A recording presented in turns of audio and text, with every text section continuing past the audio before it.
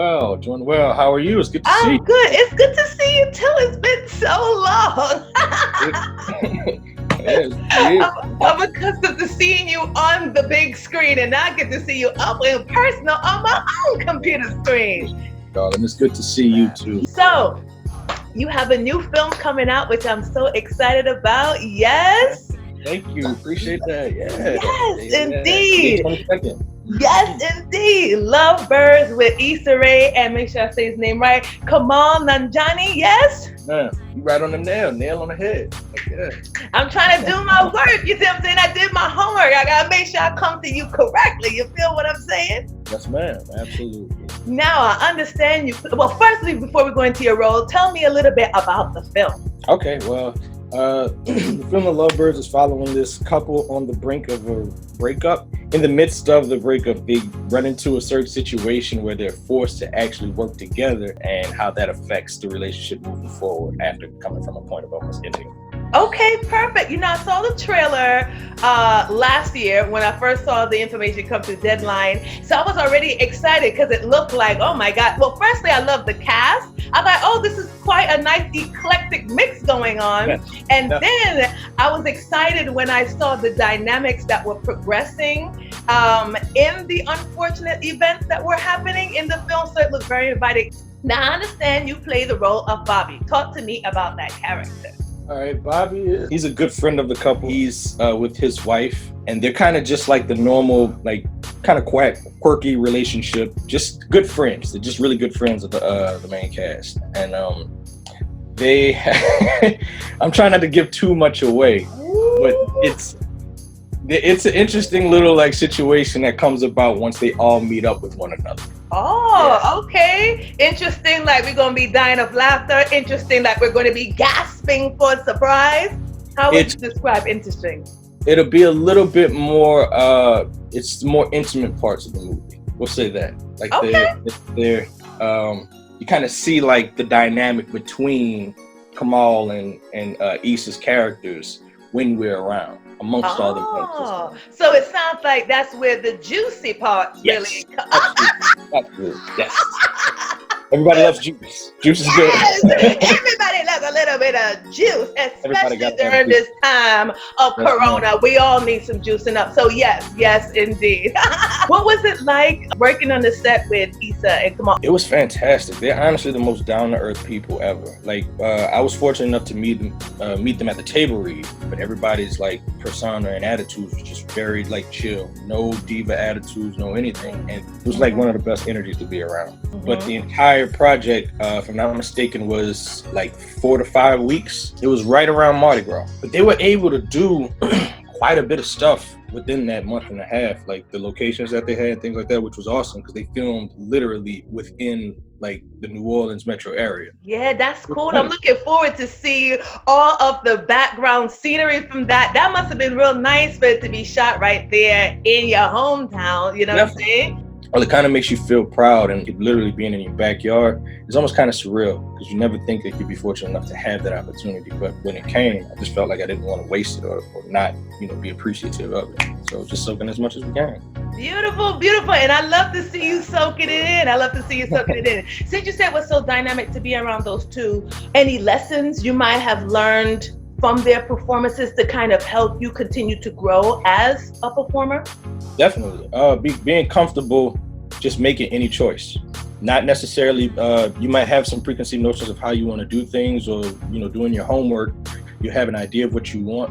But for comedy specifically, there is no right or wrong. It's almost just like as free as you can be. And watching them like go back and forth, and shout out to the director too, Michael Showalter.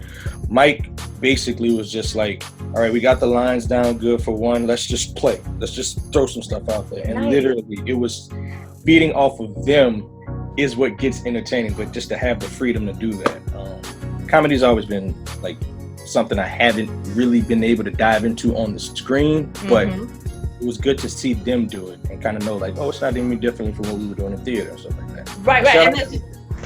theater because that's where we came from. That's it. That was my segue in. So talking about, that's great that you had a director like that, because from our college days, I remember how good you are at improvising and jumping up and just kind of this doing things on the whim and always making some dynamic choices. But as you say, comedy can be a little bit tricky. And most of the time when I see you on the screen, you are doing a lot of dramatic work. So how did you prepare for this role in this type of film that it's a little bit different than your normal work?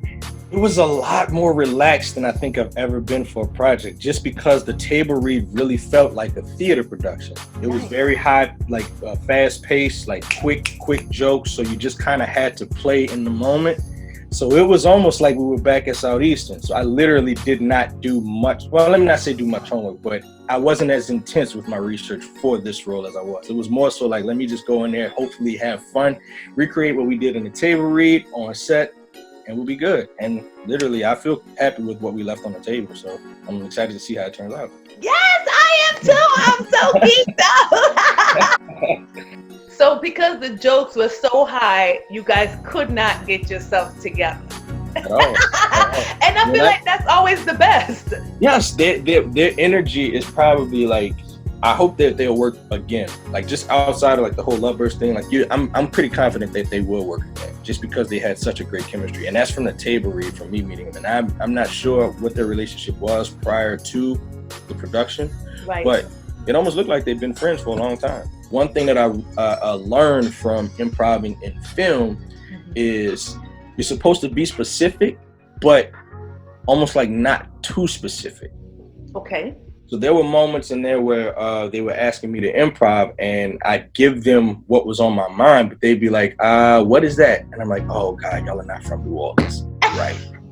And in my mind, I'm like, oh, this is gold, I guess. Like, this is the funniest thing to me coming out of my head.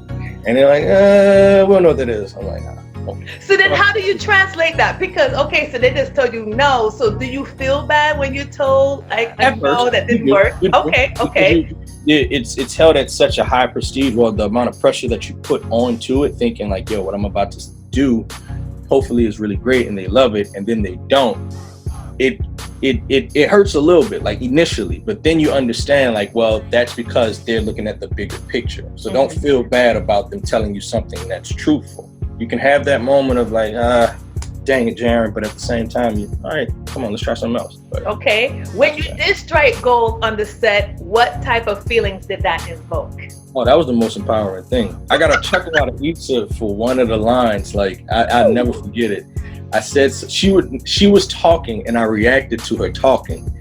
And I remember she broke, like she looked down and just started laughing. And then I looked up, I was like, oh damn, she was laughing at my joke. All right, I can do this. I'm like, oh, my training comes down to this one moment. I made Issa laugh. It's cool. It's a wrap. That is what's up. I love that. Because we're going to be thinking positive, what is next for you?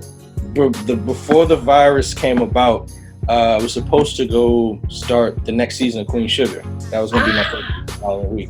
So I had that to look forward to. I recently just finished a project for Netflix called Night Teeth that should be out towards like the end of the year, beginning of next year. And another project, Deep Water, that's probably be out around the fall / beginning of the year too. Hopefully going into 2021. Yeah. Beautiful. What new discoveries have you made during this time of Corona quarantine? Patience.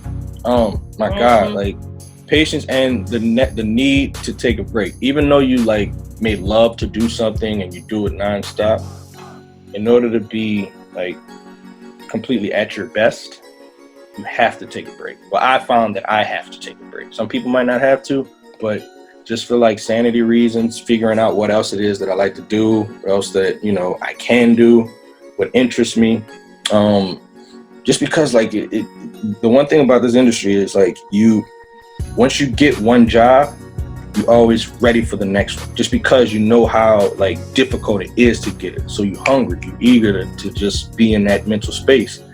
But if you're in that mental space nonstop, that starts to carry over into other aspects of your life. So you kind of need to know how to separate the two, which is like, I guess one thing that's I know I haven't been really focusing on so much, but this forced time has definitely been able to help me do that. Nice. What words of inspiration can you leave with us today, especially to keep us going during this pandemic of Rona? Understand that this is gonna pass. Things may change. You just got to change with it, and it's all right. Don't dwell on what was. You can think and reminisce on it, but don't dwell on it too long. Just stay positive. If you stay creating. Think of some innovative ways to keep yourself interested and invested. Nice. I love it. What last words can you tell us about this film as we are geared up and ready to see you play the role of Bobby doing juicy things? Grab your popcorn, get your favorite beverage. If you can make a margarita, why not? Go for it. Get a house party app. Look, just have a good time and enjoy. Nice. Well, Jaren, thank you so much for taking the time out to talk to me. I am looking forward to seeing this film, May 22nd, Lovebirds. We're going to be looking for you. And I know for a fact, like always, you're going to be stellar. If nobody else is fabulous, I know you're going to always be fabulous. And that is what Sugar has to say about that. I appreciate it, baby. You're a crush. Thank you.